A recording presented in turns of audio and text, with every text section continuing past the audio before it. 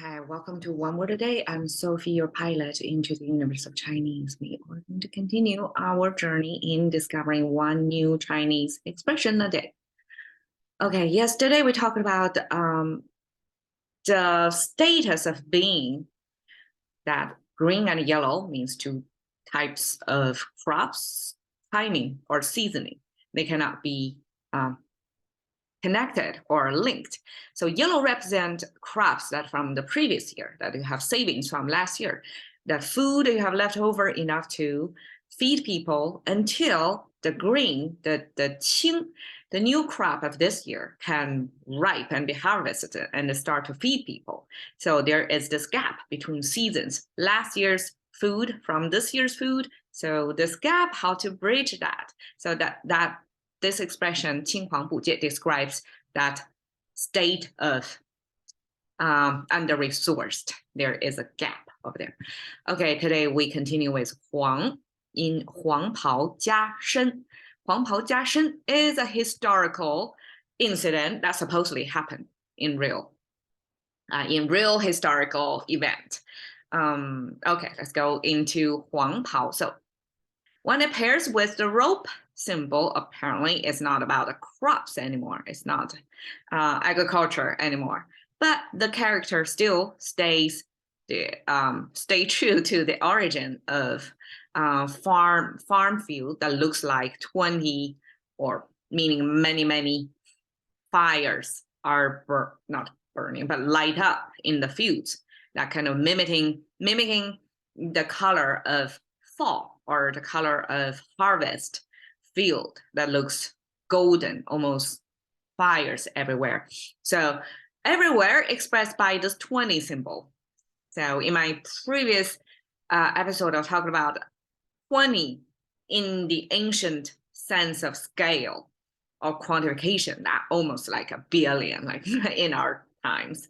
20 was a lot, like succinctly expressed in Chinese symbol, like 20 is both a big number, but it's not like infinity. It represents many, definitely more than three.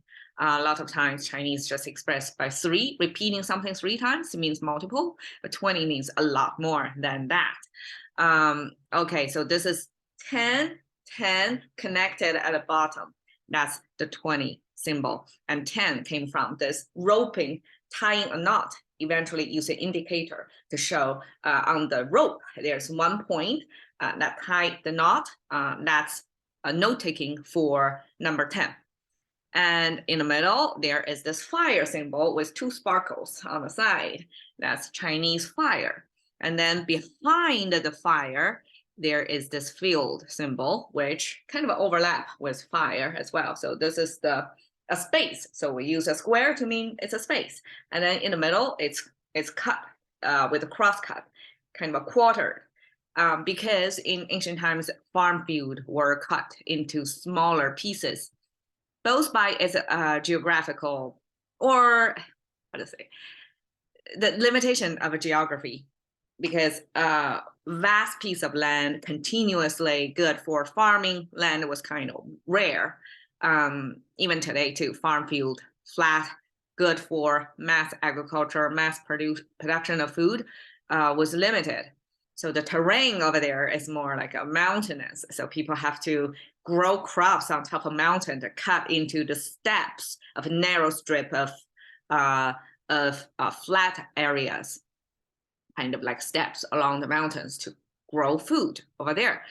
So that's like a small sliver of land taken as farm field. And the second reason is ancient times, each household were assigned a piece of land that's, I guess, in proportion to the head counts in a household. So there are certain farmland distribution policy over there that cut bigger piece of land into smaller pieces. So both reasons, Chinese use this box with a cross in the middle to mean farm field. So farm field, 20 fires. That's the visual that representing as if many fires. Fire means light, means bright, means color of fire, right? That's yellow, yellow harvesting color of the farm field. Okay, so that's yellow. that yellow was used to describe this garment. So the garment have the left side, and that means generic apparel. They have this wrap neckline. That's ancient Chinese way of putting garments on, because before the construction of contemporary garments, how people clothe themselves by converting 2D form, a flat piece of fabric, into a 3D form to conform to body, right? Before the contemporary technologies. Back then, it's more likely wrap a piece of garment over you, right? And then this neckline of this one side of the wrapping connected with the other side. So that is the structure of garment. And then here, almost like a triangle, like 120 degrees cut of each one. That is said to be a dart. Dart is a piece of garment that flat piece, you sew a dart so that the two sides kind of connected to make a 3D form. So dart was probably used in the back of the neckline to conform to the shape of the back. So in any case, this is garment that use the most outstanding feature of the garments of the front neckline and the back of neckline to show you're wrapped. That's the apparel symbol. And then the right side means wrapping itself. So wrapping have this embroid, like infant baby in the oven, so to speak, and then have this wrapping around it with a kind of chimney. So it's a enclosure space over there with baby in the cooking. So this visual shows, well, not really cooking baby, okay. It's cultivating, kind of incubating the baby, right, before it's ready to be out to the world, to the elements of the world, right? So this baby wrapped inside a safe incubator, that image used as the wrapping symbol. So anything wrap, surround. So this is the symbol for that. It pronounced as bao. So now we have bao, sound, and also meaning maker paired with yi. This apparel generic form means some form of clothing, apparel that's going to wrap your whole body. And what that is, this is rope. That means long from head to toe. Well, not exactly, I guess the head has to be a separate piece, but the whole length of your body besides the head portion are going to be wrapped underneath this piece of garment. And that's the Chinese symbol for rope. Huang pao, together, it's a specific type of rope. So first, rope. Regular people, farm field, they don't wear rope because it's super inconvenient to work in a farm, right? It's a hindrance to farm work or any kind of labor. So rope is a certain type of class, people who don't need to work in a farm field, who got extra resources to sustain them beyond the farming activity alone, right? So probably they hire people or they're in a position that they don't need to work. So that's social status already there. Then yellow is another social status symbol. In ancient times, probably yellow, that color is super bright, right? And it's like light. It's a symbol of like energy, and it's a tension grabber, right? Beyond all other like dimmer colors, yellow is super outstanding. So this color is used traditionally as the color, designated color for royalty back then in China. So huang pao basically is the garment, long gown, robe in yellow color. That's specifically for one man in the land to wear. That is the emperor of the whole land to wear. So the ruler, the top of the tip of the pyramid to wear that. That's huang pao. Okay, jia shen. Jia have this mouth symbol on the side. Mouth symbol means speaking. And okay, left side is raking or a farm tool. Like the farm tool before the automation of machines or farming machines is solely relied on human manpower, maybe animal power as well. But in any case, this farming tool that used to rake loosen the soil on top of the earth.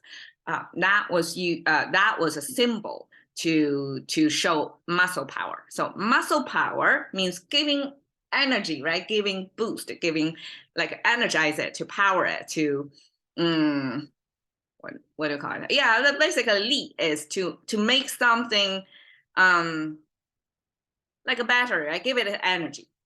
And then give it energy with speaking sign, pair with each other, means you are energetically speaking, meaning you probably give too much information, like add more to what's essentially needed.